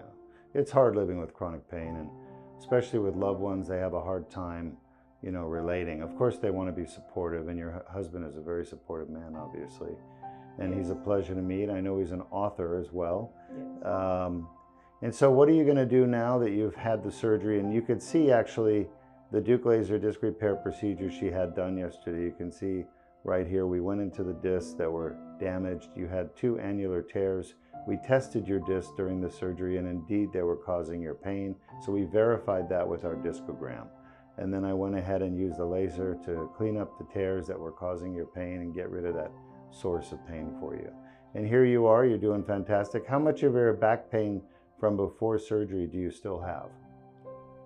Oh, virtually nothing. It's gone, It's gone. cured. My lower back, I have not been without pain in my lower back until your surgery. It's constant, it's always there. I've never been without it. I'm without it now. So are you going to go back to gardening? You bet I am. All right, very good. And what other things would you like to do now that you have a new back that doesn't hurt you anymore? You know, the biggest thing I want to do? I want to go fly a kite. Good for you. Let's go fly a kite then. That's right. Well, congratulations on having faith Oh, and being thank brave you. and getting it done. Oh, not a problem. Is there anything else you want to say to your fans out there? I highly recommend Dr. Duke's Spine Institute, Dr. Duke personally, to help you fix your back. Thank you. Appreciate that. All right. Safe travels. Phew, that wasn't too bad, was it? It was wonderful.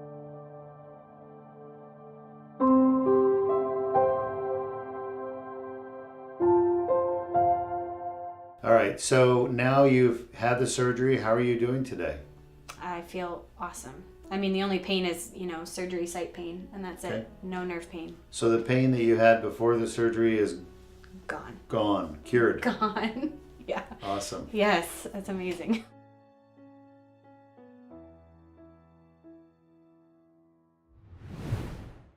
I'm Dr. R. Duke Majan with the Duke Spine Institute, and I'm here with one of my patients who just had the Duke laser disc repair on her lower back, and she wants to share her story with you. Now, you came to Duke Spine Institute because you were having back and left leg pain for how long? The terrible left leg pain, probably about 2 years, but prior, I've had issues since I was 14 years old. So it's been a lot of roller coaster pain since then. So you've had back pain since you were 14. You're clearly not 14.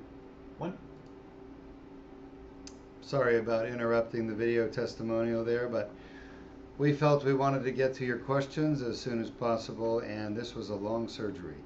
So for those of you who stuck it out with us, our patient traveled here from North Carolina. He has had back pain in his lower back now for 15 plus years, and he has pain going down both legs because the cause of the back pain is the herniated disc, okay? And it's really, the pain originates from a tear in the back of the disc called the posterior annular tear. And stuck in that tear is herniated nucleus pulposus. Herniated nucleus pulposus is basically the jelly in the middle of the disc squeezed out into the tear and stuck in the tear, causing inflammation. That inflammation is picked up by your brain through nerves, and your brain says, oh, I've got back pain. So we went in on the right side. We will go in the future on the left, and we're going to we went in and cleaned the tear and got rid of the herniation stuck in the tear causing all the back pain. We also got rid of the herniation pushing on the nerve roots causing the leg pain.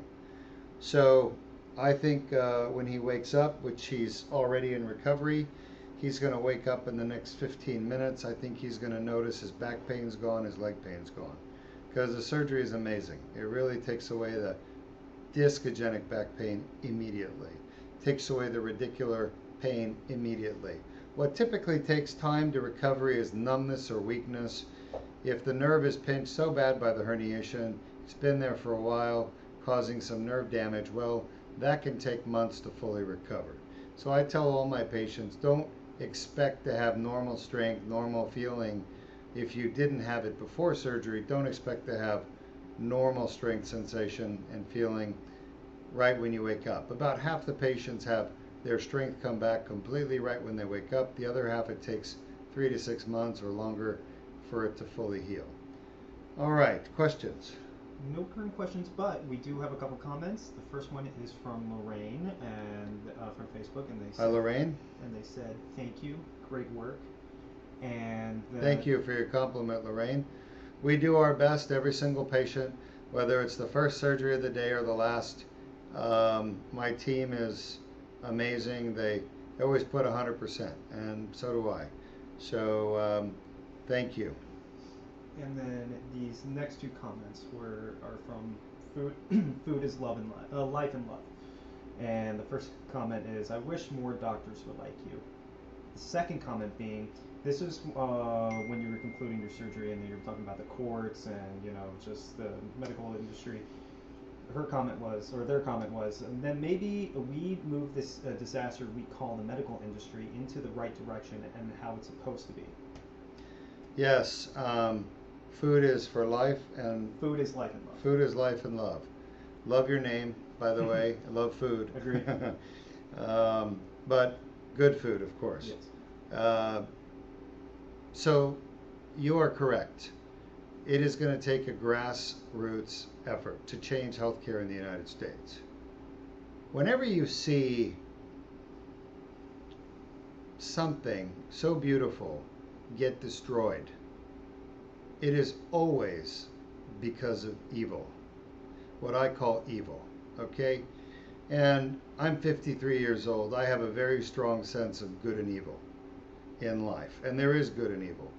There are the people or entities that side with the people and helping people, and through love and compassion and generosity. And then you have evil, which is greed and depravity. And when you look at American healthcare and you rewind 30 years, we had the very best healthcare system in the world, and we had the best healthcare. We were ranked #1. And now we are in the top 30 countries, we're ranked last. So how did that happen? How do we go from being #1 for a long, long time, for 100 years in healthcare? How do we go from being #1 within 30 years, now we're last of the developed countries? How is that possible? There's only one explanation. The doctors have not been trained any less hard. The hospitals are not any less well equipped than they were 30 years ago. They're better equipped. We have better technology, better equipment, better training of doctors. The one thing that has blossomed over the last 30 years, 30, 40 years, is the insurance companies. And they have absolutely destroyed healthcare in this country. When you watch movies like, I hate to say it, but like J.R.R. Tolkien's The Hobbit, and you understand that there's evil and there's good, and evil kills good, destroys beauty. You understand the healthcare industry has been destroyed by something so evil, and that is the health insurance companies. And how did they do it? Well, they've done it by infiltrating politics, controlling our politicians through lobbyists.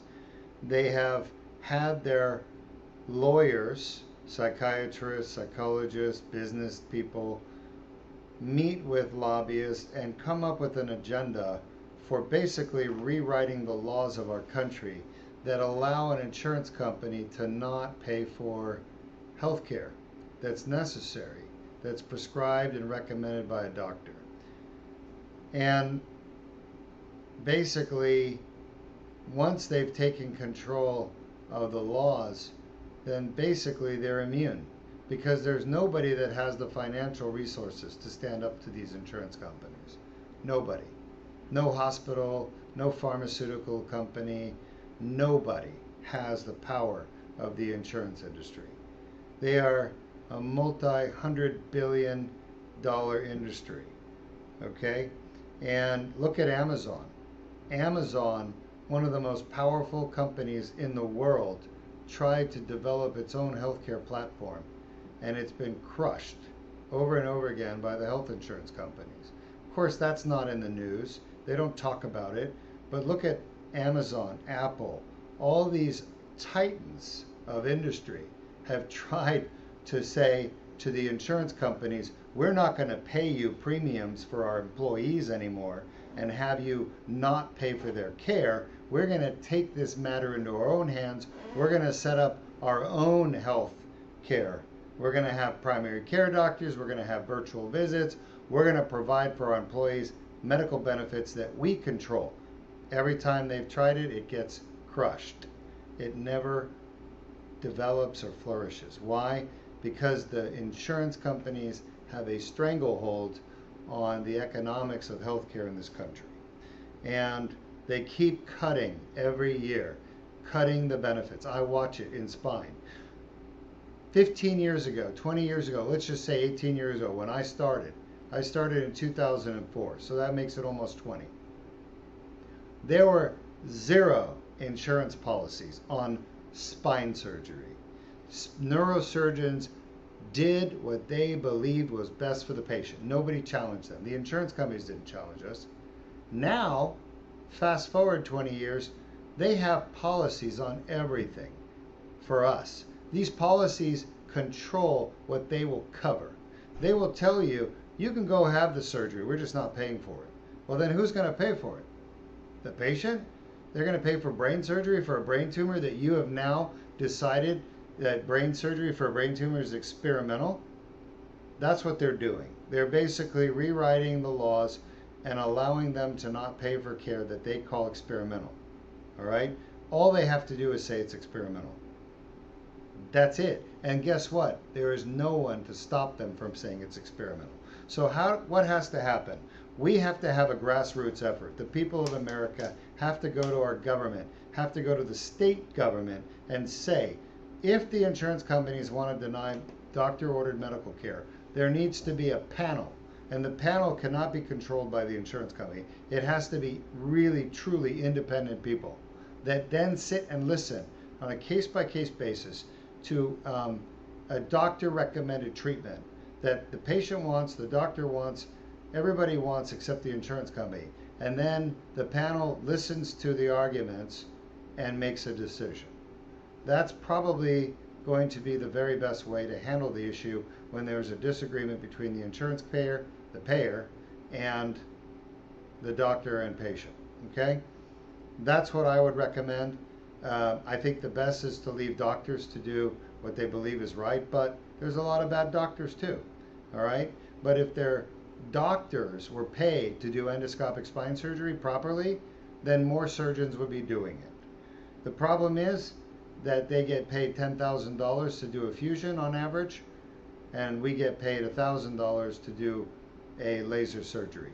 So there's a huge disparity, but if the insurance companies fix that by paying fairly across the board, then money wouldn't be an issue, and doctors would probably perform what's best for the patient rather than what's best for them. All right, so we can fix this, but it requires the voters, the people, to get together, and good luck with that. That's just, I don't see that happening anytime soon. First of all, you know, you have one doctor here, me, who's spreading the message, and you have 1 million doctors in the United States. We need at least 100,000 doctors talking about this the right way together, and we don't have that. So I fear that just like in Star Wars, or just like in The Hobbit, the good is against massive, overwhelming bad. Good against evil. It's a great fight. It's epic. And it will have its heroes, and it will have its villains. But people don't even realize how bad the insurance companies are, and that has to start with that. There would be no rebellion in Star Wars if there was no evil empire. The rebellion exists because the evil empire exists. All right, next. Yes, this next is a comment from Food is Life and Love. Excuse me. Woo. Oh my lord, I apologize. Agree. Food is Life and Love said agreed when they started letting in company dictate patient care instead of the doctor was the worst thing that people ever let happen. My heart to yours, Doc. Yeah, thank you. It's made it really bad for patients, unfortunately, and it's made it really tough for doctors as well, because we're spending a lot of time fighting insurance companies, which, by the way, is uncompensated. So even though we have an overhead and we have to pay our staff, we don't get paid for fighting the insurance companies at all. They made sure of that. So, tough situation, but I'm committed, and I have a lot of support from patients. The support has to come from the patients. When you spend your money and have surgery here, you're paying not just for your surgery, but you're paying for a cause. You're part of a battle going on against the insurance companies that don't want you to have the best care possible. because they don't want to pay for it. And that is it. All right, well, that's our last question and comment. Thank you. It's been a pleasure. It's been a long surgery. We have one more to go. As I said, our last surgery is a gentleman who unfortunately got an infection elsewhere. He went to a place in Virginia. He's originally from North Carolina. He's living in Puerto Rico now, but he went and had a diagnostic test where they stuck a needle in the disc, kind of like I do in the laser surgery, but they put a dirty needle in, and that caused an infection. He's been dealing with this infection in his disc now for about 15 weeks on antibiotics. He has basically a catheter going into his heart, putting medicine in his heart. And anyway, it's a sad story. This is what I want people to avoid, because when you go to places that cut corners because they don't have the budget, they don't have the money, nobody wants to pay the doctors, well, the doctors cut the corners, and patients pay for it eventually with complications. And this patient is having, unfortunately, an infection in his spine, which he contacted me, and I said, come in, we're going to go in and we're going to take some samples of the tissue, and we're going to clean out that infection. I'm going to put antibiotics in there to help you. So that's what this next case is. It's not a common procedure. Normally I wouldn't take an infected patient. I would say no, because I don't want to manage other doctors' complications. I don't feel doctors should be treating patients when they can't manage the complication themselves. Of course I can manage an infection. I've managed hundreds of them when I was in training during all those years. But the reality is that I'm not interested in managing spinal infections. That's not what I want to do. So I don't make spinal infections, therefore I don't need to manage spinal infections. But this patient was referred by a nurse who I know very well, and she wanted him to come here and get my care. So we're willing to do that for him, and that will be our last case of the day. We'll get started in about 15 minutes.